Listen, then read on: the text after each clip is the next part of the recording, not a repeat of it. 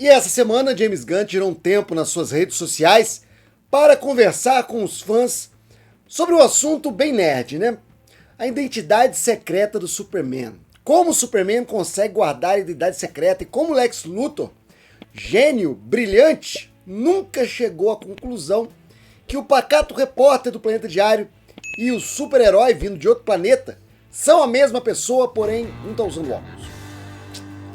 Pois é, uma dúvida que muitos fãs têm e uma coisa que volta sempre nas conversas entre nerds, porque ultimamente, quando você adapta um personagem dos quadrinhos para o cinema, espera-se que faça sentido na vida real o personagem.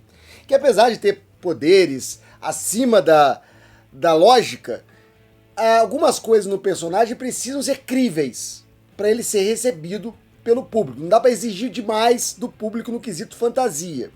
Coisa que o Nolan estabeleceu no seu Batman Begins, explicando tintim por tintim cada detalhe do Homem-Morcego. Então, há essa expectativa que o diretor, que o realizador, que o cineasta explique como ninguém percebeu a identidade secreta do Superman até hoje. Bom, o que o James Gunn falou? Ele colocou 3 pontos. E eu vou aqui fazer ponto por ponto o que ele disse para a gente poder conversar melhor.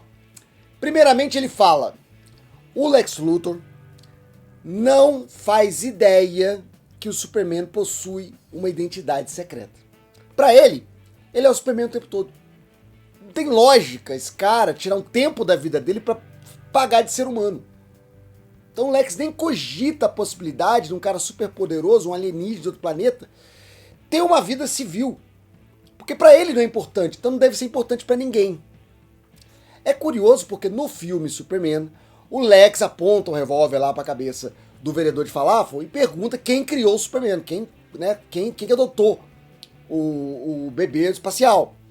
E o Superman não fala e tal, mas ali subentende-se que pelo menos o Lex Luthor imagina que o Superman não foi criado pelos robôs lá da Fortaleza da Solidão, que ele teve pais humanos. Ele quer saber que pais são esses. Então fica uma explicação um pouco confusa, porque ao mesmo tempo que o Lex Luthor acha que o Superman só é Superman, ele considera que o Superman teve uma vida normal enquanto criança. Então essas duas coisas para mim não casam muito bem. Pode ter sido uma bobeira aí do James Gunn, coisa que a gente vai ver no terceiro argumento dele, para justificar porque o Lex Luthor não faz ideia que o Superman e Clark Kent são a mesma pessoa. Segundo motivo que ele levanta, os óculos hipnotizadores, né? Que é uma coisa que surge nos quadrinhos, é uma coisa que o James Gunn inventou, e é bobo nos quadrinhos, e é bobo no filme. Por mim, não tinha necessidade dessa explicação. Eu nunca me incomodei com o fato do Clark Kent tirar o óculos, botar o óculos e virar Superman. Isso nunca me incomodou. Eu compro tranquilamente essa fantasia, porque eu sei que é uma coisa que o personagem precisa ter. O Superman foi um personagem criado na década de 30, tinha muito dessa coisa da ingenuidade. Era um personagem muito ingênuo, um personagem infantil praticamente. Então tinha esse negócio do óculos, que na época também, você tinha uma vida muito mais discreta do que tem hoje, né?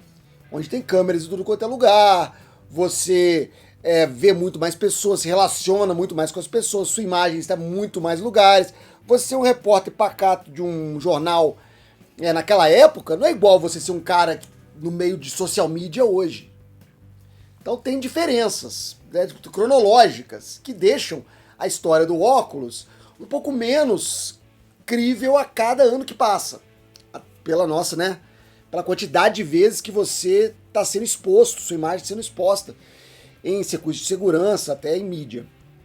Então, realmente, o negócio, você precisa comprar a fantasia, senão não tem como você racionalizar e falar, não, realmente. E aí o James Gunn tirou essa dos óculos, que ele puxou lá da Era de Prata. E tá no quadrinho, então não tem como dizer, nossa, o cara tá inventando. Não, tá lá.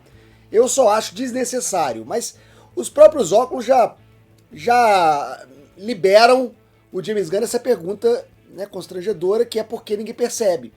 Ele não consegue explicar através dos óculos o fato do Lex Luthor não imaginar que o Superman possa ter uma identidade secreta. O que ele conclui no terceiro argumento, que eu vou falar para você agora. Ele diz que o Lex Luthor apesar de ser um cara brilhante, de ser um gênio em diversos campos do conhecimento, você não pode ser genial em tudo. E às vezes, ao ficar focado muito no complexo, você deixa o simples de lado. E essa é a minha explicação preferida, se você me perguntar.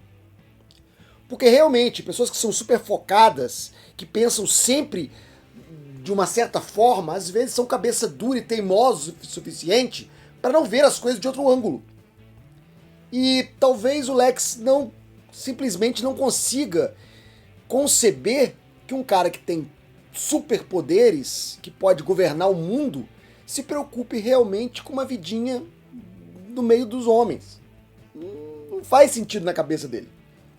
Então é por isso que eu acho que o Lex Luthor não descobriu ainda a identidade secreta do Superman, porque pra ele não faz sentido. Pra ele não tem lógica. Seria uma arma interessante para lutar contra o Superman, saber quem são as pessoas que ele gosta, quais são as pessoas que ele se relaciona, se ele tem um amor, se ele tem paz, claro. Mas ele simplesmente descarta essa possibilidade, porque, apesar de muito inteligente, ele também é muito arrogante. Ele também acha que sabe tudo. Ele acha que tem todas as respostas, que ele pensa sempre na frente de todo mundo. E às vezes passa.